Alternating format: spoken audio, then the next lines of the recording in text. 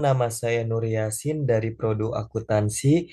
Saya akan mempresentasikan makalah Matematika Ekonomi dan Bisnis yang berjudul Fungsi Nonlinier serta Penerapan Fungsi Nonlinier dan Diferensial.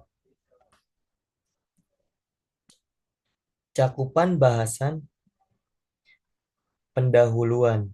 Pembahasan fungsi nonlinier, diferensial fungsi sederhana, aplikasi diferensial dalam ekonomi, penutup.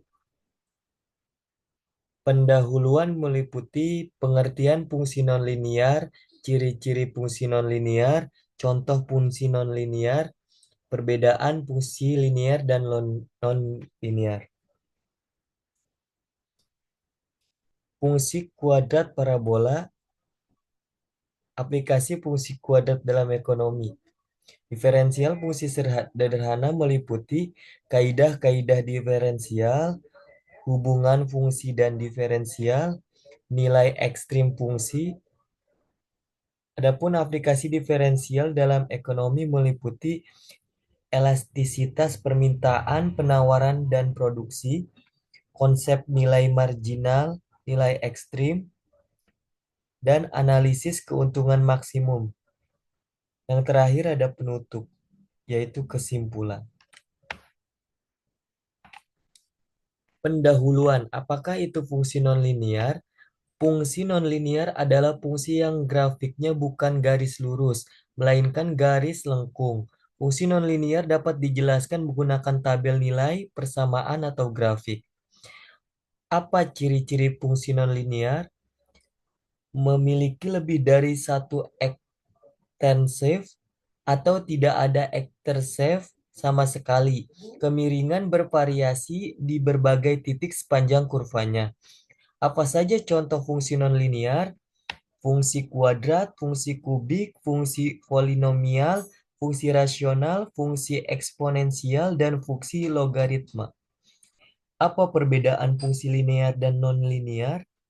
Fungsi linear membentuk garis lurus, sedangkan fungsi nonlinear melengkung dalam beberapa cara atau kurvatis. Pembahasan fungsi kuadrat atau parabola.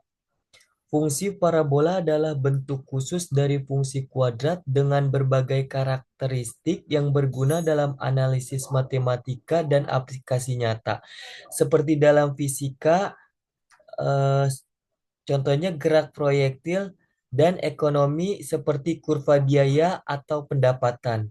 Fungsi nonlinier adalah fungsi yang grafiknya bukan garis lurus, melainkan garis lengkung. Fungsi nonlinier dapat dijelaskan menggunakan tabel nilai, persamaan, atau grafik. Fungsi ini dapat dinyatakan dalam bentuk umum sebagai Y sama dengan AX kuadrat plus BX plus C, di mana A, B, dan C adalah konstanta dengan A tidak sama dengan 0, parameter A menentukan arah dan lebar parabola. Sementara B dan C menentukan lokasi parabola dalam kuadrat Kartesian. Jenis grafik parabola. Grafik parabola dibedakan menjadi 4 jenis berdasarkan orientasinya. Grafik parabola yang bukaannya ke kanan, contoh seperti kurva di samping. Grafik parabola bukaan ke kiri, contohnya seperti grafik di samping kanan. Dan grafik parabola yang membuka ke atas, contohnya seperti grafik yang di samping. Yang terakhir, grafik parabola yang membuka ke bawah, contohnya seperti gambar di samping. Nilai ekstrim atau maksimum dan minimum. Titik ekstrim adalah titik di mana pertambahan fungsi mencapai tingkat yang terendah dan kemudian menaik atau menurun. Pada fungsi kuadrat, fx sama dengan ax kuadrat plus b plus c. Jenis maksimum dan minimumnya tergantung pada nilai a. Jika A lebih besar dari 0, maka parabola membuka ke atas, sehingga muncul nilai minimum. Jika A kurang dari 0, maka parabola membuka ke bawah sehingga muncul nilai maksimum. Rumus kuadrat. Rumus kuadrat adalah alat dasar dalam matematika, khususnya dalam menyelesaikan persamaan kuadrat. Rumus kuadrat secara efisien memberikan solusi bahkan ketika pemfaktoran tidak memungkinkan. Fungsi kuadrat dalam bentuk ax kuadrat plus bx plus c sama dengan 0, di mana a, b, dan c adalah bilangan real dan a tidak sama dengan 0 disebut persamaan kuadrat. Di sini X adalah variabel tak dikenal yang coba kita pecahkan. Rumus kuadrat adalah metode untuk mencari solusi atau akar persamaan kuadrat dan diberikan oleh X sama dengan min B plus min kuadrat akar B2 min 4AC per 2A.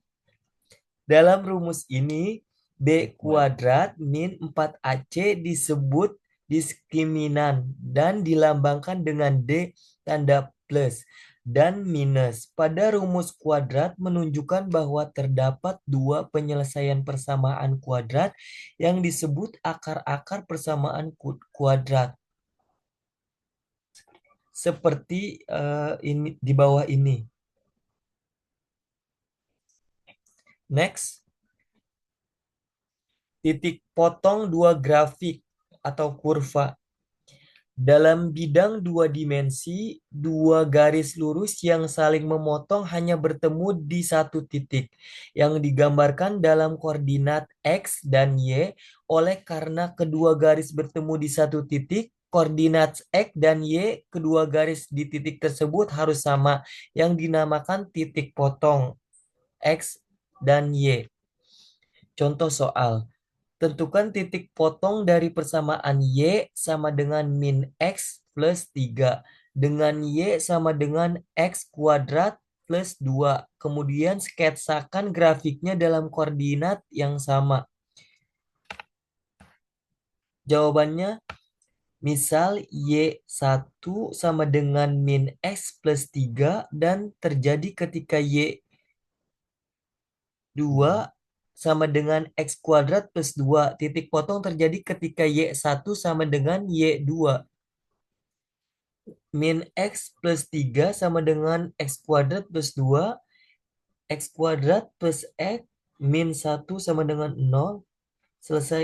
Selesaikan nilai X yang memenuhi persamaan tersebut dengan menggunakan rumus ABC. Seperti gambar di bawah ini. Jawaban soal titik potong dua grafik kurva. Rumus ABC X sama dengan min B plus minus akar B kuadrat kurang 4AC per 2A. Berikut jawabannya.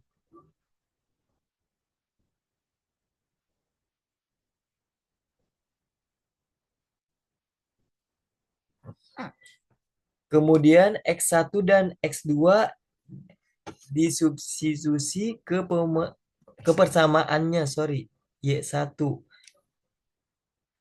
Seperti di bawah ini. Sehingga titik potong berada pada X1, Y1. Dengan metode yang sama, kita lihat X2, Y2 sama dengan min 1 min akar 5 per 2,7 plus akar 5 per 2. Berikut grafiknya. Kita lihat.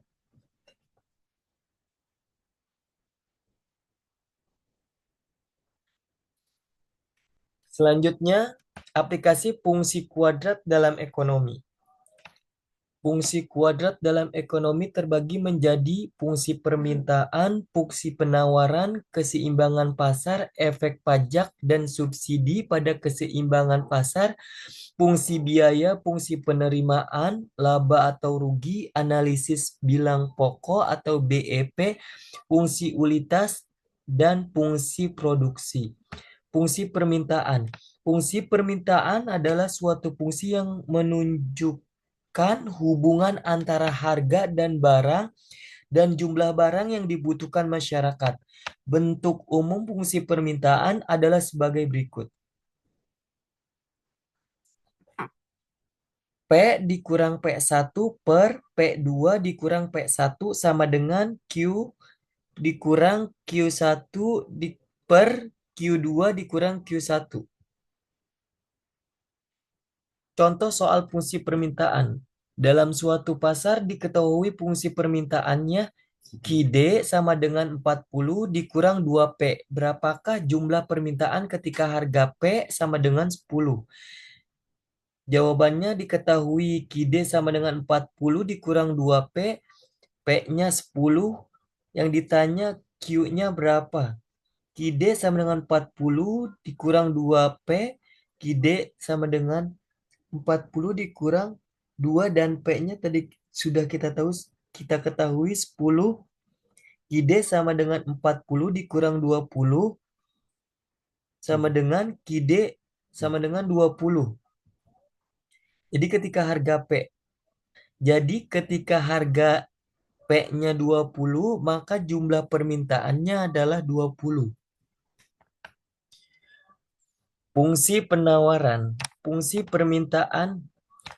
penawaran adalah suatu fungsi yang menunjukkan hubungan antara harga barang atau jasa yang terdapat di pasar dengan kuantitas penawaran yang ditawarkan oleh seorang penjual atau produsen.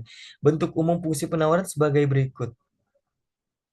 Kita lihat P sama dengan A plus BQ atau Q sama dengan A plus BP. Contoh soal fungsi penawaran. Nah, kita lihat pada saat harga 60.000 per unit, jumlah penawarannya 20 unit. Dan jika harga 80.000 per unit, jumlah penawarnya 30 unit. Tentukan fungsi penawarannya. Jadi bisa kita lihat jawabannya seperti ini. Jadi fungsi penawarannya adalah Q sama dengan min 10 plus 1 per 2 P. Next, keseimbangan pasar. Keseimbangan pasar atau equilibrium adalah keadaan yang menunjukkan baik konsumen maupun produsen telah menyetujui harga suatu barang, yaitu harga yang konsumen bersedia membeli untuk sejumlah barang sama dengan harga yang produsen bersedia menjual untuk sejumlah barang tersebut. Contohnya seperti di bawah ini. QE sama dengan QD sama dengan QS atau PE sama dengan PD sama dengan PS. Keterangannya bisa kalian baca di sini atau kalian lihat. Contoh soal fungsi penawaran. Pada jika P menyatakan harga dan Q menyatakan jumlah barang, maka jumlah barang pada keseimbangan pasar dari fungsi permintaan Q sama dengan 5 min P. Dan 5, fungsi permintaan Q sama dengan 15 min P. Dan fungsi penawaran Q sama dengan 2P min 6 adalah jawabannya bisa kita lihat. Maka jumlah barang pada keseimbangan pasar adalah yapan unit. Next. Analisis laba atau rugi dan BEP atau break even point. Laba rugi perusahaan. L atau R sama dengan TR dikurang TC. Kemungkinan jika TR kurang dari TC sama dengan rugi dan jika TR lebih dari TC sama dengan laba. Jika TR sama dengan TC maka break even point atau titik impas. Break-even point merupakan suatu kondisi di mana suatu perusahaan tidak mendapatkan keuntungan dan juga tidak mendapat kerugian. Analisa break-even point atau BEP merupakan sebuah analisa untuk menentukan pada produksi atau tingkat penjualan berapa sehingga suatu perusahaan berada 27 pada posisi tidak untung dan tidak rugi, atau dengan kata lain berada pada titik impas. TR sama dengan TC, komponen dalam perhitungan break-even point atau BEV, biaya tetap atau fixed cost, biaya variabel atau dan harga jual, pendapatan, yang terakhir laba. Contoh soal, suatu produk dihasilkan 200 unit dengan biaya tetap total 25.000 dan biaya variabel per unit Rp400. Jika di pasar kan harga per unit adalah Rp500, maka apa yang terjadi? Jawabannya, nah diketahui TFC sama dengan 25.000, fresh per unitnya Rp500, Q-nya 200 unit. Nah, setelah dihitung laba rugi, hasilnya minus Rp5.000. Next, jadi produk mengalami kerugian sebesar Rp5.000.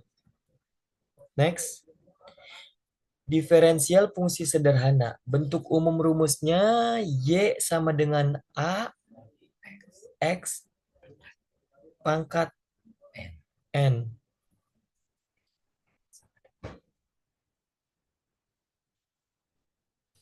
DY per DX sama dengan Y sama dengan N titik A titik X N kuadrat min 1. Nah, kita lihat di sini hakikat derivatif dan diferensial.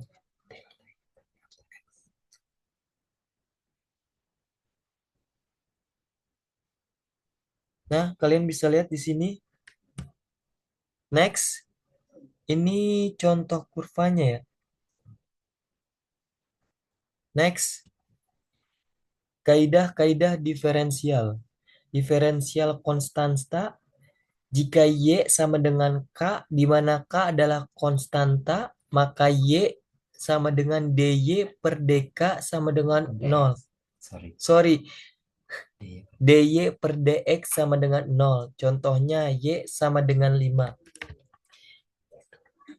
Y turunan sama dengan 0. Diferensial bentuk pangkat. Jika Y sama dengan X pangkat N, di mana N adalah konstanta, maka Y turunan sama dengan DY per DX sama dengan N kali X N kuadrat min 1. Contohnya Y sama dengan X pangkat 3. Y turunan sama dengan 3X pangkat 3 min 1. Itu atau Y turunan sama dengan 3X kuadrat. Diferensial penjumlahan atau pengurangan fungsi. Jika Y sama dengan U plus V, di mana U sama dengan G, X, dan V sama dengan HX, maka Y turunan sama dengan DY per DX plus DV per DX atau Y turunan sama dengan U turunan plus V turunan. Contohnya, bisa kalian lihat di sini.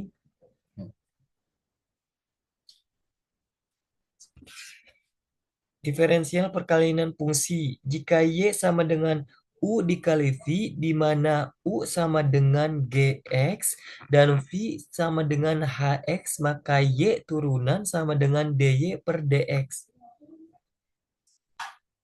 Nextnya bisa kalian lihat.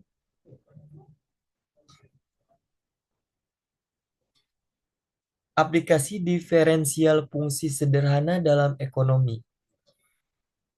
Elasis- Elastisitas permintaan. Suatu kofiens yang menjelaskan besarnya perubahan jumlah barang yang diminta akibat adanya perubahan harga. Elastisitas penawaran. Suatu koefisien yang menjelaskan besarnya perubahan jumlah barang yang ditawarkan berkenan adanya perubahan harga. Elastisitas produksi. Suatu koefisien yang menjelaskan tentang besarnya perubahan jumlah keluaran atau output yang dihasilkan akibat adanya perubahan jumlah masukan atau input. Rumusnya bisa dilihat di samping.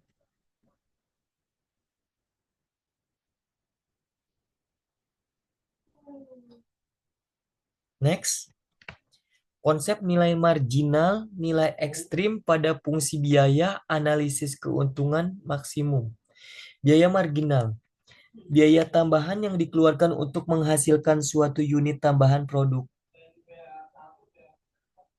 Rumusnya MC sama dengan C turunan sama dengan DC per DQ. Penerimaan marginal, penerimaan tambahan yang diperoleh akibat bertambahnya satu unit keluaran yang diproduksi atau terjual. Rumusnya MR sama dengan R turunan sama dengan DR per DQ. Yang ketiga, produk marginal, produk tambahan yang dihasilkan akibat bertambahnya satu unit faktor produksi yang digunakan. Rumusnya MP sama dengan P turunan sama dengan AP per DX. Nilai ekstrim. Menentukan nilai ekstrim melalui konsep diferen dapat diterapkan dalam konsep ekonomi dan sering digunakan alat untuk menentukan kondisi optimal suatu variabel ekonomi. Misalnya dalam menentukan jumlah output dalam keadaan penerimaan perusahaan yang maksimum ataupun pada waktu jumlah keuntungan maksimum.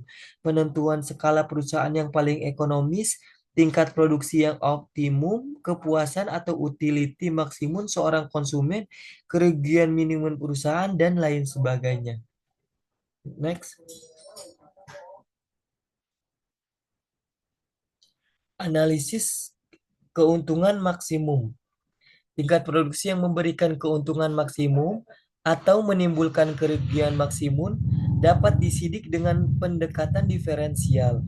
Karena baik penerimaan total atau R maupun biaya total atau C sama-sama merupakan fungsi dari jumlah keluaran yang dihasilkan atau terjual atau Q.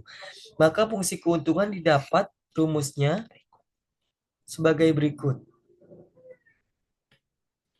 Maka akan mencapai nilai maksimum jika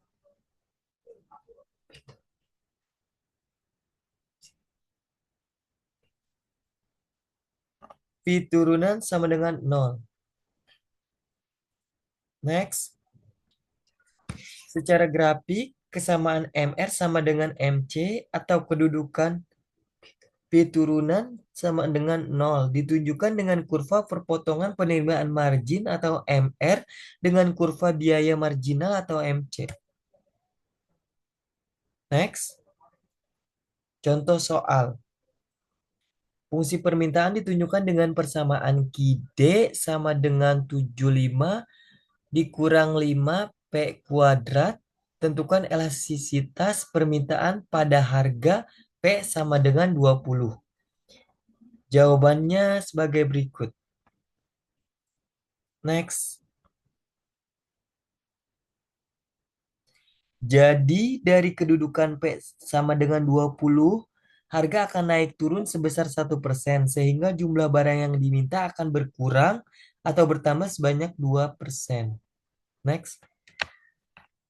Kesimpulannya, fungsi nonlinier dalam hal ini, fungsi kuadrat merupakan alat analisis penting untuk memahami dinamika pasar seperti fungsi permintaan, penawaran, dan keseimbangan pasar.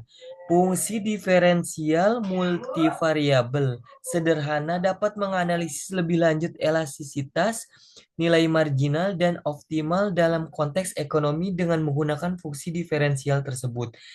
Dalam makalah ini tidak hanya teori matematika yang disajikan bab demi bab, tetapi juga penerapan dalam berbagai situasi ekonomi sehingga kita mampu mempraktekkan konsep-konsep yang telah dipelajari dan memahami bagaimana teori digunakan dalam menyelesaikan permasalahan perekonomian sehari-hari. Pendekatan ini meningkatkan pemahaman kita tentang bagaimana alat matematika ini dapat digunakan secara efektif untuk menganalisis dan mengoptimalkan berbagai aspek perekonomian. Terima kasih. Demikian demikian presentasi saya hari ini, kurang lebihnya mohon maaf. Wassalamualaikum warahmatullahi wabarakatuh.